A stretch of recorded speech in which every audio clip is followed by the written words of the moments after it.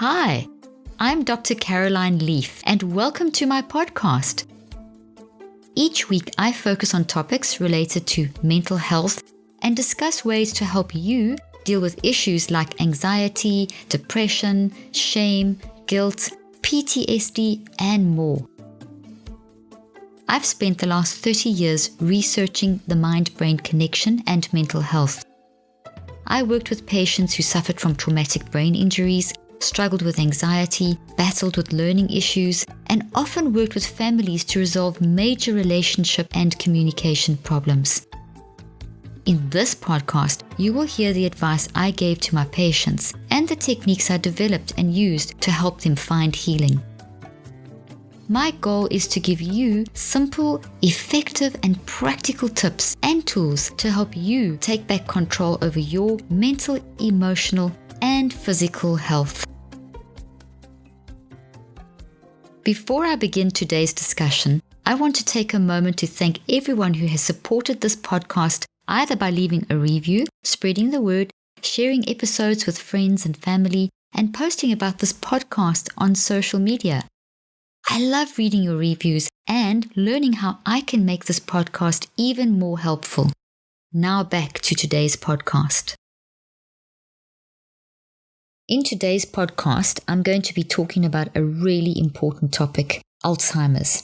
I'm going to be talking about what it is, what do we know about this, where's the current research going, and is there anything that we can do to prevent Alzheimer's, and what can we do if we have loved ones who are maybe suffering from Alzheimer's. The reason I decided to take up this challenge of discussing this very important topic is because I get so many questions about this. And in my 25 years that I practiced clinically, I worked with a number of patients and families that were diagnosed with Alzheimer's and dementias. And I've also been very interested in following this research and the trends over the past 30 years in this field. And what struck me the most about this very mystifying and frightening problem is that we don't really have clear answers, despite the millions of dollars spent searching for causes. And when I say we don't have answers, the direction of research has been strongly in the direction of trying to find a medication to fix it. And that hasn't worked. So there's been a shift in the research, and that research has started looking at Alzheimer's as a lifestyle disease. And if it's lifestyle, is it preventable? And I'm actually very happy to share with you that is what the research is starting to show, that Alzheimer's is a preventable lifestyle disease, that there's many factors that are combined together. It's not just one cause. There isn't just one genetic cause or one biological cause or one lack of something that's causing it. But it's a whole combination of factors. It's still very unclear how all these factors interact to result in the symptoms of Alzheimer's, but there certainly is a trend and a pattern. And that's what I'm going to try and explain to you today and give you some tips to help you set up a preventative lifestyle so that you don't get the Alzheimer's and dementias, and also if you already have a loved one who's suffering from this diagnosis and battling, what can you do for them?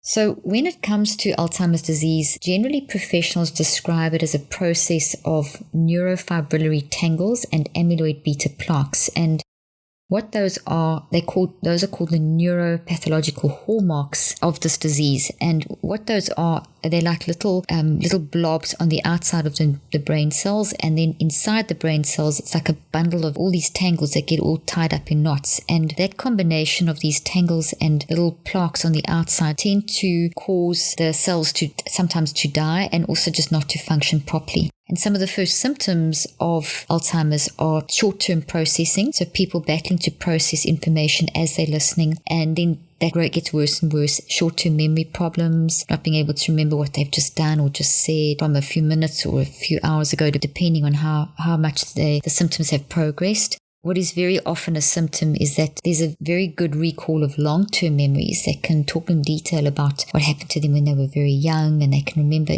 those very deeply, very, very intensely. But the short-term memory and processing and cognitive processing and understanding and being able to follow complex commands, that becomes progressively more impacted. So what the growing body of research is showing is that if it's a lifestyle disease, then what are the lifestyle things that we need to address? And what is there the questions being asked are, if we exercise more, if we look at reducing exposure to chemicals, and if we address diet, and if we look at sleep, and if we look at thinking, and all these kinds of lifestyle things, will we see some difference? And so far, there's been a lot of research, as I've mentioned. The Buck Institute for Research on Aging has actually shown quite a dramatic improvement in patients diagnosed with Alzheimer's disease when they've been put onto an individualized lifestyle type program, where they're looking at sleep and exercise and diet, and addressing building the brain, like they call it cognitive reserve, where you actually build the brain by doing exercises that will help you think and learn and get extra brain cells growing in your brain. And another study that's very famous is called the Nun Study, that was originally done at the University of Minnesota and then Kentucky, and where they followed a number of nuns over a number of years, and they showed that after they died, when they did the autopsies, that even though the nuns had extensive neurofibrillary tangles and plaques, which are considered the hallmarks of the disease, as I mentioned, even though on autopsy they found lots of these plaques and tangles, none of these nuns actually showed the symptoms of Alzheimer's disease in their lifetime. These nuns actually led lifestyles that focused on very disciplined and detox thought lives, extensive learning to build cognitive reserve, a very healthy diet, and exercise and great sleep patterns. And so even though they had the actual physical symptoms in their brain, their lifestyles seemed to be blocking those physical structural problems from actually manifesting symptomatically during their lifestyle.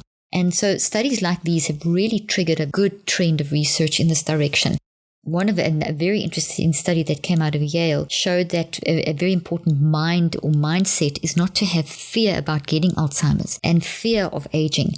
You see, what's happened with the media and with all this research going on into Alzheimer's is there's a constant message in the media of so many more people by this year, 2020, whatever, there's going to be so many more million people affected by Alzheimer's. I mean, it's costing this and it's costing that. So there's a lot of fear messages.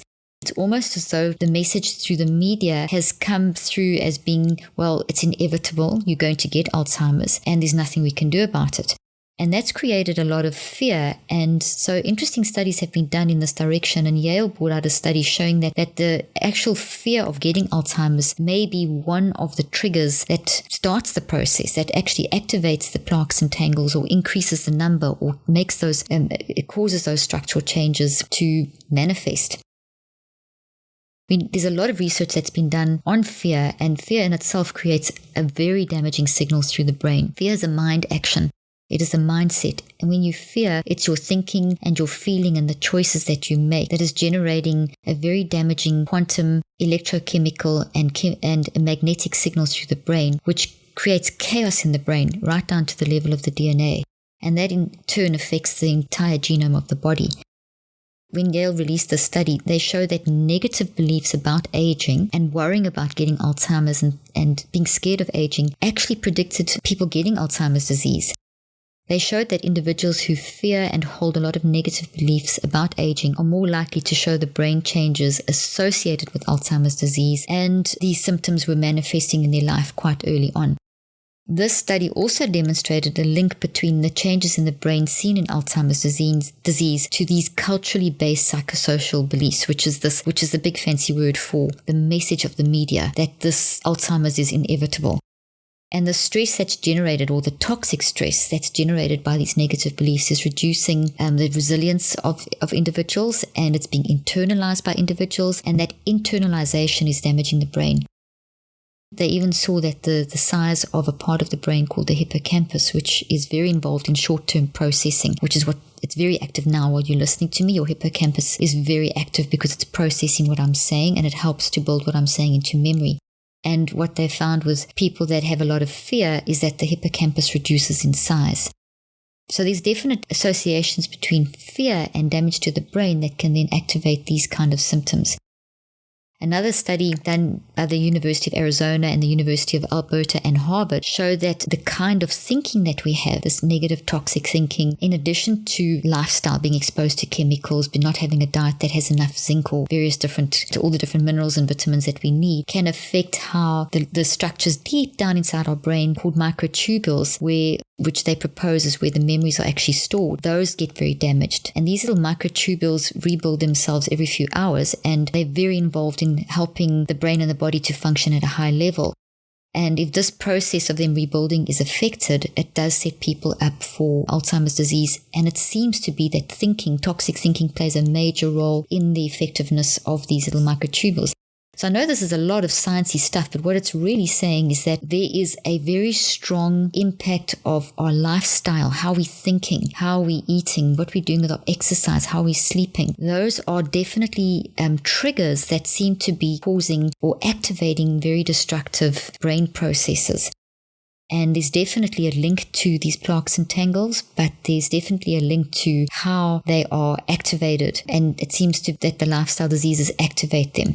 I remind you again of the Nun Study, where they showed there were lots and lots of plaques and tangles in the brains of these nuns, but none of them showed symptoms, the memory symptoms and the cognitive decline and so on that happens with Alzheimer's. And their lifestyles were very positive, and they worked a lot on cognitive reserve. And we're going to talk about some of those points in a bit more detail in a moment. The trend that I have observed in the research is that an individualized approach to preventing Alzheimer's is one that incorporates all these lifestyle factors with a heavy emphasis on building cognitive reserve and then focusing on diet, etc. So this is the approach that I use with my patients over 25 years, which I'm now going to summarize, and I'm going to break this into two areas. The first area is how we can build cognitive reserve. I'll define that and then give you some examples. And then the second area are the other lifestyle components like diet and exercise and so on. We're going to talk about this in terms of preventative at first, and then I'll briefly talk about if you do have a loved one or know someone who's battling with Alzheimer's, how can you apply these principles with them as well? Okay, so the first thing is let's look at this concept of cognitive reserve. Cognitive reserve is a really good term. It's a really excellent term, and it means that you've really been thinking and building your brain. Every morning when you wake up, you have a whole bunch of new nerve cells that you have pretty much given birth to. It's called neurogenesis. And in fact, during the course of the day, while you are thinking and feeling and choosing, you are using these new nerve cells in your brain to build the strength of your brain, to build this cognitive reserve, to build the thoughts that you're building during the course of the day.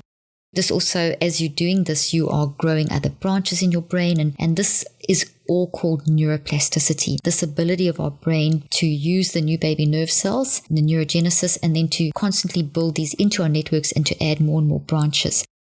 Actually, our brains will naturally want to build lots and lots and lots of these branches. You're constantly building them. You're building them now as you're listening to me. The way you build these branches and the way you use your nerve cells is going to impact the quality of your cognitive reserve. So if you're thinking in a very organized way, if you get your mind management under control, if you have what I'd call mental hygiene, where you are deliberately and intentionally trying to learn, trying to build new information, trying to get your emotions under control, trying to deal with stuff in your life, trying to deal with toxic issues, trying to eat healthy. When you have that sort of deliberate lifestyle approach, your brain responds very well, and you start building a lot of extra physical substance in your brain. You're not going to use all of it today, and you're not going to use all of it tomorrow. And each day as you build more of this cognitive reserve, it's like you've got this little reservoir of extra nerve cells that if you do have a breakdown in certain parts of your brain, if you do start developing plaques and tangles, if you do have damage in your brain from whatever reason it may be, you can draw on this cognitive reserve. But you've got to keep it strong, it's got to be quality, and it's got to be actively accessible. And this is how you can make that kind of cognitive reserve. Here's how you do it. It means that you have to work on your short-term memory and your long-term memory. You have to put yourself into a brain-building type of process on a daily basis. Research in this area from Harvard, Yale, Stanford, across the board, universities across the board throughout the world have shown that things like more education, higher degrees in literacy, regular engagement in mentally stimulating activities, and so on, results in an abundance of and flexibility in neural connections. And that's what you want. You want lots of, and you want lots of flexibility. And that builds lots of good quality cognitive reserve into your brain. So in order to build up your cognitive reserve, you have to work on building short-term and long-term flexibility. So short-term and long-term cognitive reserve. Short-term cognitive reserve is kind of like flexibility in your muscles. You know, when you first start to exercise, everything's stiff and you're not very good at certain exercises. And then as you do more and more, you get better and better and you get more and more flexibility. And then you can learn a new exercise or a new skill. That's how I want you to think of the short term. The short term is getting flexibility around what we call the synapses in the brain. I'm pretty certain you've heard about a synapse, and that's where the branches of the brain connect with each other. And there's a lot of stuff that goes on there and a lot of activity that's related to the initial short-term processing of memory. From there, within 24 to 48 hours, the activity moves to the outer part of the little nerve cell, and that's called the dendrites, and that's long-term memory. So we'll address that in a moment. So before I give you some tips on how to improve your short-term memory, let's just quickly talk about normal forgetfulness and forgetfulness that's a little bit more concerning. It's actually quite normal to forget. An example of this is the tip of the tongue phenomenon. We've all experienced that. In fact, it's so normal. The average 25-year-old will experience about 3 to 4 tips of the tongue in a week, and it does increase a little bit with age, and this is really normal. When you have a tip of the tongue, it's like you just know what it is, but you can't quite remember. You can maybe visualize it. You can remember how many syllables or the first letter or something, and then a few hours later it comes back. That's totally normal, and it's a great opportunity to actually exercise and develop your short-term memory. As soon as you catch yourself doing those tip of the tongue phenomenons, as soon as you catch yourself in a tip of the tongue moment, instead of just bypassing it, be very conscious and deliberate and aware of it. That in itself is immediately going to change the way that your brain responds and how it's functioning chemically and so on. And then maybe write it down, Google it, ask someone. In other words, find what it is that you can't remember and write that down and make a conscious, deliberate effort to remember it. So don't just let it pass. Use that as an exercise to develop your short-term memory. Now, this is in contrast, tips of the tongue are normal, in contrast to where the word just completely drops out and it just doesn't come back. And that there's no prompts, it just goes. And when the person's forgetting what happened a few moments ago, that's stronger evidence that there's more of a dementia type memory problem. And especially if it's consistent, especially if it's happening a lot, that is a sign that something else is going on. Okay, so building cognitive reserve in terms of short-term cognitive reserve, just being aware of the difference between tip of the tongue phenomenon and then the more what we would say pathological type of forgetting is already going to change the way that your neural buffering starts developing. So awareness of the difference, awareness it's okay to do this and I'm going to do something, just that perception changes your brain. There's a lot of power in perception when it comes to short-term cognitive reserve. When we're aware, when we self-regulate, that's already building up cognitive reserve. When we're aware of how we, forgetting, remembering, and so on. The second thing is being very deliberate and intentional about doing something about what you've forgotten. So, for example, I often forget the names of books and movies and actors, and I make a very deliberate effort to ask someone, look it up, write it down. I turn it into an exercise, in other words, as a way of making sure that if I've had a tip of the tongue phenomenon, that I do remember it. I don't just let it pass. So you can use mnemonics, some great mnemonic tools that are out there to help you to remember something that's a tip of the tongue phenomenon. You can do word associations. You can type it into your phone. You can carry a little journal around and write it down. As you are remembering that, get a visual image in your brain, like a hook, which is in essence a mnemonic type technique where you hook the word onto a visual image to help you remember. It's just the mere practicing this that is important. Another great thing is practice memorizing your shopping list and telephone numbers. We've become so lazy with our iPhones and cell phones that we don't remember numbers anymore. I remember a day when I used to memorize everyone's number and we get lazy. So that's what I do. I deliberately and intentionally memorize numbers as an exercise as well. All this is really helping you build up this cognitive reserve, a short-term cognitive reserve. Okay, let's now look at a few exercises to build long-term cognitive reserve. Whereas short term is more catching that moment and making an effort to deliberately and intentionally remember these things that you've forgotten. Cognitive reserve is long-term cognitive reserve. Studying, it's learning, it's deep thinking to understand. It's gaining new knowledge. It's going deeper than just remembering what you've forgotten. It's actually deliberately and intentionally saying, okay, I'm going to set aside time today to read something with such depth and understanding that I'm going to build a memory of this. I'm going to learn this information as though you're preparing for an exam or as though you've got to do a presentation or give a lecture on this information. So it's a deeper level of thinking, makes a change beyond just the synapse, and it actually pushes that information, the electrical stimulation and the quantum energy into the outer part of the nerve network, and you start growing little dendrites, which are branches that are made up of these little special microcomputers in your neurological little quantum microcomputers in your brain. And that is excellent cognitive reserve. What I do is every single day I have set aside between 1 to 2 hours a day, and I don't skip a day, where I will study new information, where I will deliberately and intentionally sit down and take new information that I need, that I'm interested in. You can take information that you're interested in, which I advise because it's so much easier to do this, but I take information that is beyond my scope of knowledge. So I challenge myself to learn new information in an area or a field that is of interest to me. And I do this normally first thing in the morning, where I catch up with my research of the day related to brain science, and then I select something within that I will really study deeply. I also will do things like I will listen to the news, and I won't just listen, I will actually try and go along with what I'm hearing, not just hear it, but actually analyze it, think about it deeply, think about how it applies to society, how it applies to my field of mental health, and how people are reacting to this. So I kind of have this ask-answer discussion with myself when I listen to information. It means that I'm really thinking deeply about this, but this is challenging my brain, and I'm building branches in my brain. I'm growing dendrites, and that's the dendrites that you grow. These are quality dendrites are essential to building up cognitive reserve.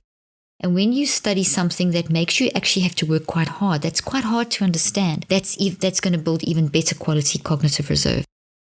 So it's very deliberate, it's very intentional, I allocate the time. And if you think, okay, I don't have time for that, well then, take some time off Facebook that you maybe spend on Facebook or social media, or reduce your time watching TV, or reduce your, find time. It's amazing how when we really look, we can find that quality 45 to 60 minutes a day. I recommend that as a minimum, and I talk about this in my book, Think, Learn, Succeed.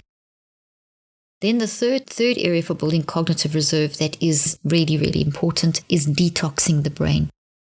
When we have issues that we haven't dealt with, when we've got unprocessed painful memories, when we've got toxic habits, when we're not allowing ourselves to feel and process information and experience emotions and feel things and talk things through, etc., we build up physical toxic damage inside of our brain.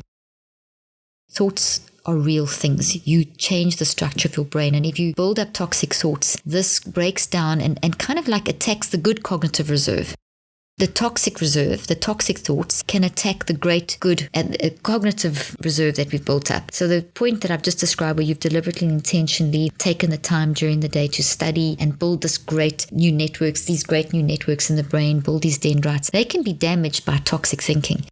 So your good stuff can be damaged by the bad stuff. And also you get neurochemical chaos in your brain when you don't detox it. And that's really bad for when it comes to plaques and tangles and damage in the brain and setting you up for dementias and things like that.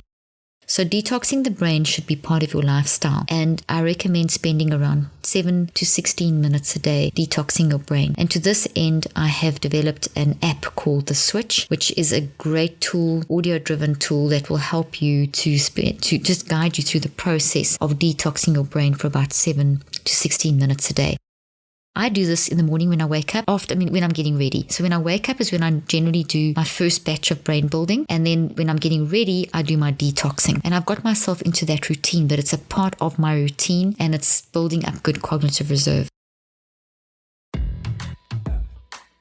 You have heard me talk about the importance of building your brain to boost mental health and reduce anxiety and depression. In today's age, it can be hard to find the time to sit down and learn more. So, you may think you don't have time to read a book or to develop yourself. But there is an app I highly recommend. It's called Blinkist. Blinkist is the only app that takes the best key takeaways from thousands of non-fiction books and condenses them down into just 15 minutes so you can read or you can listen to them. I like to use Blinkist in the morning as part of my daily brain building and detoxing routine. I recently just read Emotional Intelligence by Daniel Goleman and The Power of Habits by Charles Duhigg. I highly recommend you check them out. Right now, for a limited time, Blinkist has a special offer just for my audience. Go to blinkist.com/Dr. Leaf to start your free 7-day trial. That's Blinkist, spelled Blinkist,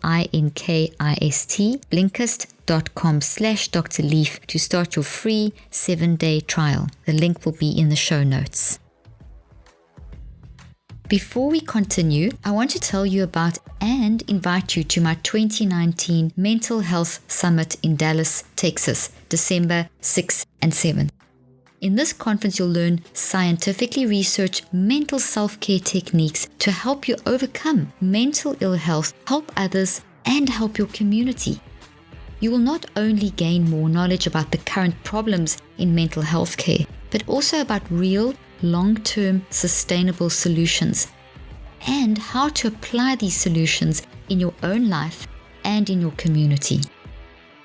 In this summit, you will learn how to overcome mental health issues like anxiety and depression, learn how to help children and teens, learn correct nutrition and exercise to boost your mental health, learn how to identify and define your unique identity based on neuroscientific research, learn how to improve memory, learn how to help family members and loved ones who struggle with mental ill health, learn how to avoid burnout and manage stress, learn how to deal with disappointment, learn how to overcome intrusive and chaotic thinking, and so much more.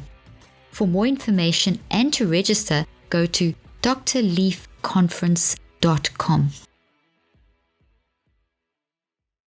The next thing for cognitive reserve is intentionally developing social relationships and deep, meaningful relationships. Extremely important in building that cognitive reserve buffer against Alzheimer's disease. We designed for deep, meaningful relationships, and when we have deep conversations with people and we connect and we sort out issues and we experience positive emotions and share ideas and have these great conversations, it's changing your brain. It's growing branches in your brain that are building this buffer of cognitive reserve. So when you go into stages of your life where maybe you are a little bit lonelier or you are going through some sort of emotional challenge, the connections you've built in developing these deep social connections is going to really step in and help a lot in that situation. You're going to draw on those to help you.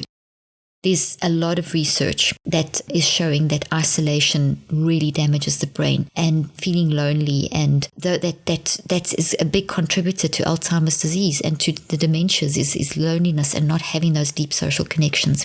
So there's a change chemically and neurochemically and structurally in your brain when you intentionally develop social relationships. And obviously it's different for each person, how many people you do this with, how often, how long. It's very much up to you individually. You may only need a few of these. You may need a lot depending on who you are, but make it part of your lifestyle.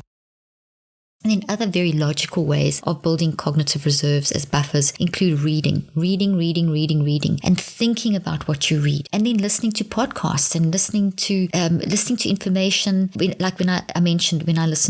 I do exercise, I have a podcast playing. When I'm relaxing in my sauna, I generally will have a podcast playing. And then when I'm listening, I don't just listen, as I mentioned already. I really ask, answer, and discuss, and try to apply that information, and maybe even have a conversation with my husband or my kids or friends over lunch. I apply that. I try and listen to different opinions, and I try and learn something new about what I already know or look at it from a different angle.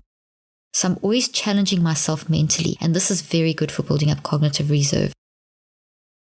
Another great way is to watch a video or listen to a podcast and then analyze it and write down your analysis. So not just listen and talk about it, but actually watch, listen, and then write, analyze it and break it down into points and summarize it. So in other words, write about it. You might pause, as you're listening, you may pause the button frequently and stop and write down what you've just heard and analyze that and think about how you're going to use that information to maybe teach someone else something, or think about you using that information for an exam, even if you're not. But just by getting yourself into that mindset that I need to know this information in order to analyze it is very, very important. Now let's look at some more preventative measures that are also related to lifestyle. And the first one is sleep.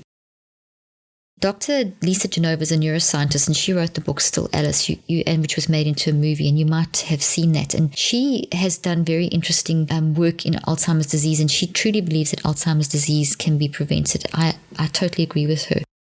She believes that the way she explains it is excellent, and that the buildup of plaques and tangles can be averted because it takes about 10 to 20 years before the tipping point is reached for them to become symptomatic. And what that means is that, and I said this earlier on, and that we all build plaques and tangles, but it takes 10 to 20 years before they become symptomatic. And sometimes they never become symptomatic, like I mentioned with the Nun Study. But there's certain triggers that can make them become symptomatic and also increase the speed at which they build up and the damage that they do. And already the thinking side, the cognitive reserve side, which we've just discussed, are ways of preventing. But in addition, Dr. Lisa Genova talks about the importance of sleep, and she's not the only neuroscientist. There's a lot of research showing the importance of sleep in preventing the buildup of plaques and tangles. And basically when we sleep, it's almost like we're having a deep cleanse in the brain.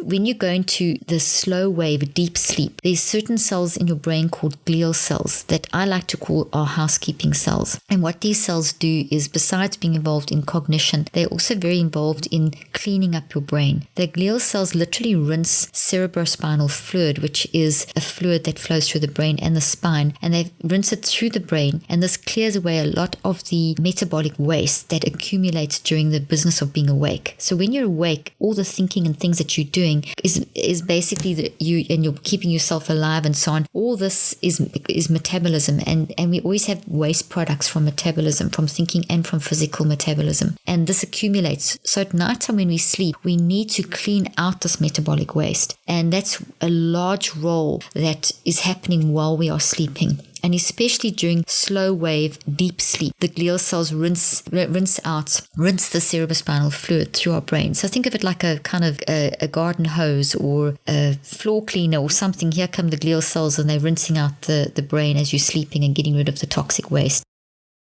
Bad sleeping patterns can cause the amyloid beta and the tau neurofibrillary tangles to basically pile up. Sleep is essentially like a deep cleanse where it washes away the amyloid beta and the toxic waste buildup. So sleep is obviously very important. We all know that. But panicking about sleep is not going to help you. So don't panic now and think, oh my gosh, now I'm not sleeping, I'm going to get Alzheimer's. Remember what I said at the beginning of this podcast, that fear in itself increases your chance of getting Alzheimer's. So fear of not sleeping is going to do that too.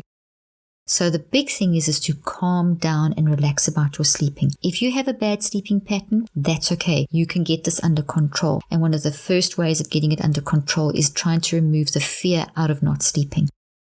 Remember, they don't really know how many hours all of us should sleep. Yes, there seems to be an ideal of 6 to 8 hours, but it's very different for every person. And it also differs according to your job, your lifestyle, what you're going through at the moment. But there are some basic things that you can do to start helping you get a healthy sleep pattern. There's obviously also multiple reasons why a person can't sleep. I mean, it could be from medications, it could be from having a reaction to an illness or something like that. So the first thing about sleeping is not to panic about it. The second thing is to make sure before you go to sleep at night that you've addressed the thoughts that you have, everything that's been going on in the day. One of the worst things is to fall asleep with undealt with issues, because those undealt with issues are also being sorted out at night. When you sleep, your body regenerates and your mind is sorting out your thinking. So if your thinking is chaotic as you fall asleep, it will result in chaotic sleeping. So it's a great idea that just before you go to sleep, that either mentally or write it down, you work out, okay, today this and this and this happened, or these issues I'm still concerned about. I can't fix this now, but I can fix this tomorrow. To bring order out of this potentially unpredictable day of thoughts that you've had. Get yourself some closure and some action plans of, okay, I'll handle this tomorrow, I'll handle this next week. So you go to sleep, you've acknowledged that you've got it dealt with. That is probably one of the key main reasons why people don't sleep. So if you can work on that, it's going to help you tremendously. And then there's natural ways of sleeping. Diet plays a huge role. Hormones plays a huge role. You can take things like melatonin and GABA. And you can also exercise close to bedtime, which can make you very tired. Now let's talk about diet briefly. There's a definite link between the modern American diet and Alzheimer's disease. And in fact, they even call Alzheimer's disease type 3, or there's some research that calls Alzheimer's disease type 3 diabetes, showing that it's linked to the impacts that the modern American diet, processed food-like products, have on the gut and the gut-brain connection, and how it messes with the microbiome. And it also causes an increased release of amyloid beta protein, which is a very important protein for the brain and the body. But when it's released in large quantities, it accumulates, it gets into the bloodstream, bashes through the blood-brain barrier, pretty much damages it, and then accumulates in the brain. We know that amyloid beta plaques are part of the hallmarks. We see this in people with Alzheimer's, and over 10 to 20 years it builds up. But definitely the more of a modern American diet that you eat, the more this increases. And the more amyloid beta that you're pouring into your brain, toxic amyloid beta you're pouring into your brain through the modern American diet, the more you're actually setting yourself up to increase the plaques and tangles. And this is one of the contributing factors. So we definitely need to watch the modern American diet. We need to watch the processed sugars, the salts, the bad, damaged fat-laden foods, which can cause cardiovascular disease and diabetes and stroke and allergies, and all those things can also contribute to dementias. So there's like a whole disease process that can get set up that can then have the dementias and like Alzheimer's as one of the consequences. For more information on this, see my book, Think and Eat Yourself Smart. And then the last tip I want to give you in terms of prevention is exercise. There is extensive research on the importance of exercise as a preventative tool against Alzheimer's disease. In essence, the studies show that people who exercise often improve their memory performance and show greater increase in brain blood flow to the hippocampus. And that's a key brain region that deals with converting short to long-term memory and processing information. It's working hard as you're listening to me now, which I also mentioned earlier on. And these are areas that are particularly affected by Alzheimer's disease early on in the disease and as the disease progresses. So for more on exercise, I also recommend you see my book, Think and Eat Yourself Smart. So in terms of someone that has early signs of dementias or Alzheimer's, then what I would recommend is that you take all these tips that I've given you and you work actively with them on making all these tips a very big part of your lifestyle. So what I would do with my patients, for example, is I would get the family involved, the caretakers involved. I'd set up not just one person, but get a team of people, because it's a lot of work and it can be a lot of emotional strain. You must never just have one person. You need to have more than one person involved. So to get a team and to then look at these points and to really build this into the daily routine of that person. The more independent they can be in the exercises, the better, but it's daily exercise, daily detoxing, daily building the brain, diet, sleep, exercise, all of these need to become a routine. It's almost as though you need to sit down and work out a whole program and schedule for that person and get a team of people to help. For someone who's in advanced stages, obviously they're going to be much more reliant on you doing this for them. So obviously diet and exercise, those are things that, depending on how bad they are, you're going to have to help. You're going to have a team of caregivers even more actively involved. If they aren't able to read anymore, you can read to them. If they aren't able to really process or discuss things, it doesn't mean that you can't explain things to them. So you could read something or show them something from the news, or show something to them, a movie that you know that they used to love, and watch the movie with them and then talk about the movie. In other words, keep the mind stimulated. What I saw happening so much when I was working in clinical practice, and I would go to a lot of the old age homes to see my patients, is they were just left to sit there and just drugged and like sitting and doing nothing. And that's not good enough. You need to mobilize teams of people in your church, in your community. I mean, this is a great community outreach, to go and sit with these people and read to them and watch movies and talk to them and keep stimulating the brain. This really is important in terms of helping to arrest the progress and to try to stop it getting worse and to improve the quality of their lifestyle. So in summary, we need to be active participants when it comes to the health of our brains and to teach ourselves and our future generations how to safeguard our precious ability to think.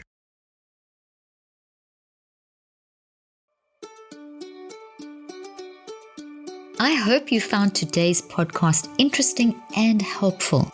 If you want more tips and help with managing anxiety, depression, and mental health, be sure to visit my website at drleaf.com and to sign up for my weekly newsletter, where I also include a schedule of my speaking events and so much more. And follow me on social media. I'm on Twitter, Facebook, and Instagram. Just look for Dr. Caroline Leaf. Also, I love seeing all your posts on social media about this podcast. I love seeing what resonates with you and what you've learned. So be sure to continue posting and tagging me and letting me know what you think and how these tips worked out for you. And don't forget, leave a review and keep spreading the word about this podcast. Thank you for joining me today. I really hope you learned something new and helpful. Till then, I'm Dr. Caroline Leaf.